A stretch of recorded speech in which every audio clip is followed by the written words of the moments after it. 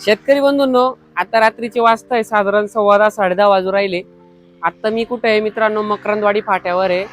विघ्नहर्ता कृषी सेवा केंद्राला मित्रांनो मटेरियल घेऊन आलो. त्यांचा अर्जंट शेटचा कॉल आला.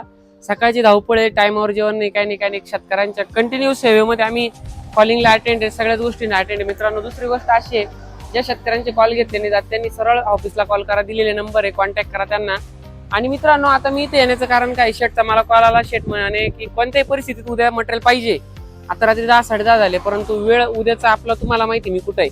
उद्याचं 13 तारखेचं माझं आपलं कार्यक्रम आहे देवगाव रंगारीला. ओपनिंगला येतोय मी मित्रांनो. तिथं देवगाव रंगारीमध्ये पण पूर्णपणे संभाजीनगरला आपलं मटेरियल उपलब्ध म्हणजे ऑलरेडी आहे आजूबाजूला, पण त्या ठिकाणासाठी त्या टोमॅटो बेल्टसाठी आपण तिथं मटेरियल उपलब्ध करतोय.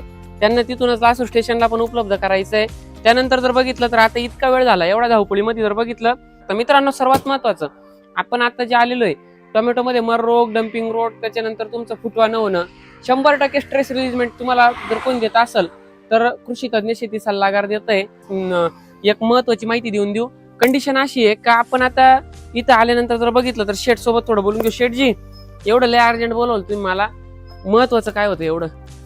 शेतकऱ्यांच्या पहिली ड्रिंचिंग चालू आहे. बरोबर. आपलं कृषी गोल्ड, नवरत्न गोल्ड गोल्डचा आपल्याकडे संपलेलं होतं, पूर्ण स्टॉक संपून गेला. त्याच्यामुळे तुम्हाला बरोबर आहे. आपलं मटेरियल संपलेलं आहे आणि उद्या काही शेतकरी येणार होते, आपल्याला उपलब्ध करून देणं अर्जंट उपलब्ध करून द्यायचं. आणि मित्रांनो, दुसरी गोष्ट अशी तेच नाही, तिसऱ्या आळवणीचं कोणतं बोलवलं? कृषी ग्रो. त्याच्यामध्ये आपण आलवर्ड सोल्युशन देतो.